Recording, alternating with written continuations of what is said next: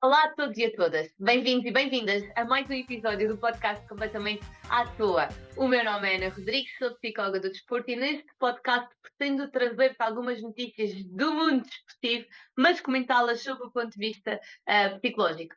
Normalmente eu abro um jornal à toa e comento uma notícia à toa, mas hoje vou trazer-te uma notícia em específico que eu preparei e que me foi trazida até pelo meu companheiro. I É uma love you. notícia de um jogador de futebol que está internado numa clínica psiquiátrica e eu gostava de refletir um bocadinho sobre essa notícia. Bora lá? Eu vou mostrar-te a notícia. Hoje até nem a trago de um jornal desportivo, mas depois já vamos ao jornal desportivo só para eu vos conseguir explicar uma coisa.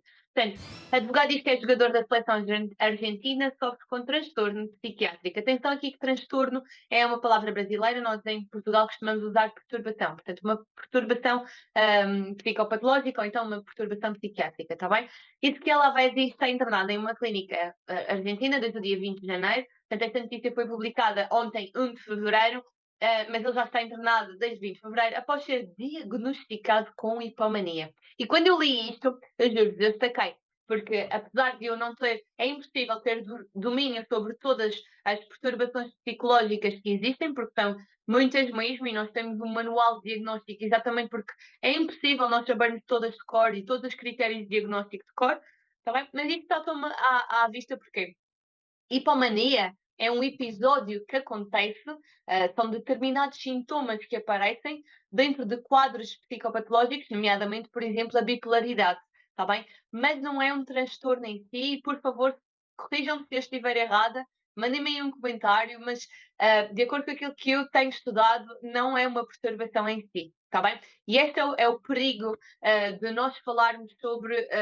temáticas que às vezes não dominamos, está bem? Fui um advogado que veio trazer esta explicação. A partir do acredito que esta explicação deve ter vindo de algum lado, mas ao não explicarmos isto da forma mais correta, poderemos estar a incorrer noutros problemas e eu já vos vou explicar porquê. Ele explica, ele diz, o advogado diz, é um transtorno crónico do estado de ânimo da pessoa.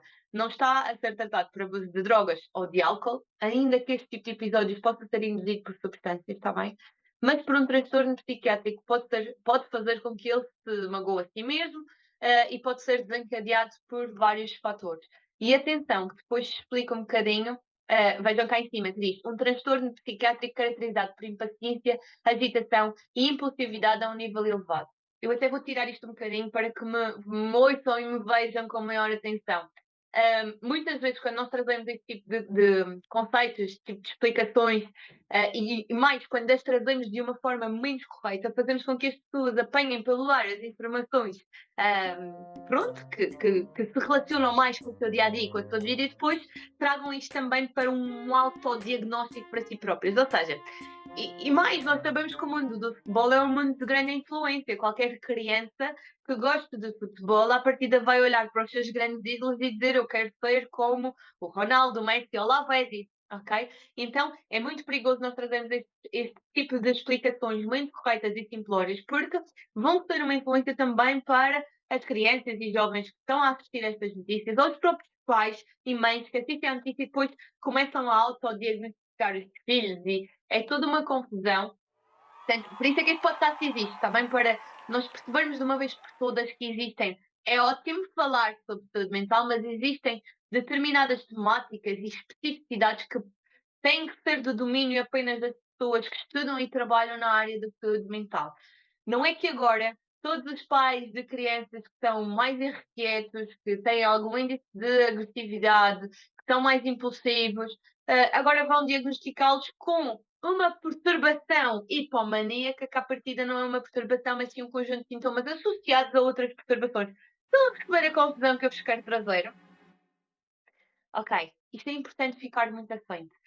Nem sempre vai ser fácil redigir notícias desportivas, mas os meios de comunicação social também têm aqui uma grande responsabilidade em não transmitir desta forma ou com esta leviandade este tipo de notícias, ok? Para já, ficar claro que existem algumas perturbações que têm episódios hipomaníacos. O episódio hipomaníaco caracteriza-se por um excesso de energia, vou dizer assim de uma maneira simples, está bem?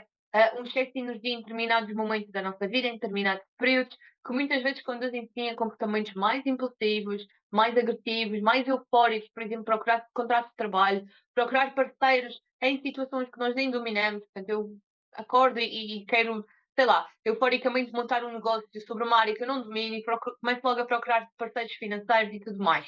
Normalmente, o episódio hipomaníaco não traz uma grande disfuncionalidade ao dia a dia da pessoa, apesar destes comportamentos impulsivos poderem trazer consequências negativas, está bem? Mas, à partida, não trará uma grande disfuncionalidade à vida da pessoa.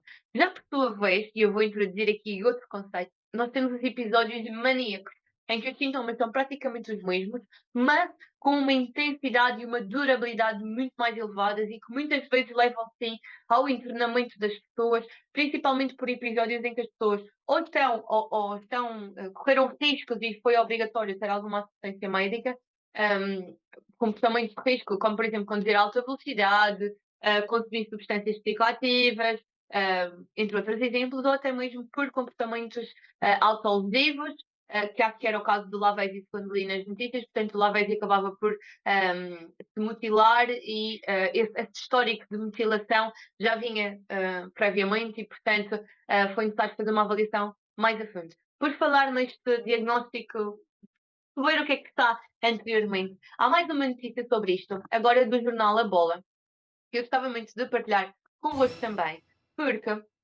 a Bola faz aqui uma chamada de atenção a uma situação que houve antes, que tem a ver com o facto dele, Lavezzi alvo de golpe milionário antes do esfaqueamento. Portanto, eles colocam aqui os comportamentos autolesivos como esfaqueamento, e fala aqui desculpem, eu estava a ler aqui, supostamente foi esfaqueado por um familiar. Sim, porque isto, a primeira notícia que sai é que ele tinha sido esfaqueado por um familiar, depois a notícia saiu que ele se automutilou e por aí adiante. Mas o facto de estar associado a um evento extremamente estressante pode fazer com que haja aqui o desenvolvimento de episódios hipomaníacos ou maníacos, que eu acho que pela descrição foi mais este segundo do que propriamente o primeiro, mas pode haver um evento desencadeador e nós precisamos procurar esta história até para perceber que tipo de orientação é que vamos dar efetivamente a este caso, ok? Dizer-vos também que isto tem uma ideia, por isso aqui está um podcast completamente à toa, porque não vai ser cortado esta parte. Estava a falar que eu estava-vos a falar num exemplo de um stress agudo num determinado momento, um stress intenso, mas existem outros fatores que podem ser desencadeadores efetivamente de perturbações de bipolaridade, onde existem os episódios maníacos, hipomaníacos e depressivos, que pode ser a questão do sono. E nós sabemos que os nossos atletas são expostos regularmente a eventos estressores muito grandes e a momentos que não são propícios ao seu sono saudável, como por exemplo treinar altas horas da noite, jogar muito tarde. Nenhum jogador deveria jogar às 8 ou 9 da noite e mais tarde até depois em campeonatos regionais.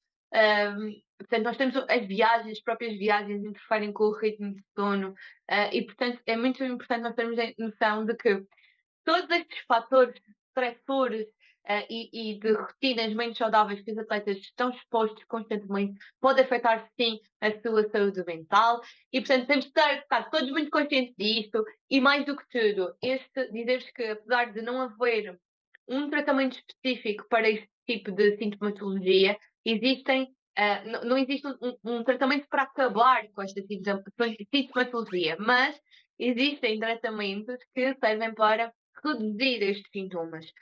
E é importante que cada um de nós procure explorar isto e procure ajuda, está bem? Vejam como isto, ao mesmo tempo, também queria partilhar convosco, como isto ao mesmo tempo tem um enorme impacto no ambiente familiar, vejam. O próprio filho do Lavezzi acaba por prestar algumas declarações e a falar que o pai está bem. Eu digo isto a todas aquelas pessoas que estão realmente preocupadas com ele. Chega, parem de criar versões falsas do que aconteceu. Porque depois as notícias desportivas têm esse impacto também familiar na vida e no dia a dia das pessoas, dos jogadores, e precisamos começar a enquadrar este esquema familiar também no esquema desportivo. Nós não chega desta ideia de atleta máquina, robô, atleta super-herói, em que eu entro dentro de campo e automaticamente isolo tudo aquilo que são os contextos da minha vida. Isso não existe. Cada vez mais nós dependemos de uma perspectiva de atleta humano, em que todos estes contextos vão entrar vão ser equacionados, vão ser trabalhados em prol do bem-estar dos atletas. Por favor, incluam esta visão holística em tudo aquilo que sejam serviços relacionados com o desporto. Estamos a falar aqui no treino desportivo, estamos a falar no agenciamento de atletas, estamos a falar, por exemplo, porque acho que esta história de golpe de milhões teve a ver com o contrato que depois foi assinado e não sei o quê, houve um golpe de milhões, portanto, ter cuidado no agenciamento de atletas, ter cuidado aqui nas questões da parentalidade, quer sejam os pais de atletas mais pequenos, quer sejam os atletas séniores que já são pais, mesmo serviços como, por exemplo, a fisioterapia, a osteopatia, o treino personalizado e a psicologia, a medicina do desporto, todos estes serviços que contactam com a pessoa, atleta, pessoa, ser humano, precisam de ter esta consciência global do atleta, da sua família, dos contextos onde está inserido, dos desafios do seu dia a dia e por aí adiante. Este podcast já vai longo. Portanto, ideias de base que eu quero que tu fiques deste podcast. Primeiro, deixa as questões da psicopatologia para profissionais que efetivamente trabalham nessa área. Informar é uma coisa, excesso de informação ou desinformação é outra. Portanto, vamos informar, mas sem entrar em pormenores que podem acabar por ser prejudiciais às outras pessoas. Este é um fator muito importante. Segundo, nem todas as pessoas vão desenvolver psicopatologia. Se comportamentos são adaptativos, ou seja, se me permitem atuar no dia a dia, à partida não há problema nenhum. Não vão agora os pais todos procurar ajuda para tratar um transtorno de hipomania, como estava escrito na notícia, só porque os filhos são mais impulsivos. Aliás, este tipo de sintomatologia pode estar associado a outros tipos de perturbações. Vamos manter a mente aberta, vamos procurar os profissionais certos para vos orientar neste tipo de situações e só posso desejar que corra tudo bem com o Lavezzi, com a família do Lavezzi, portanto, só eventualmente chegar até ele, que eu perceba e que confie nos profissionais que estão a acompanhar. Da minha parte é tudo. Se te vejo no próximo episódio, então, até breve.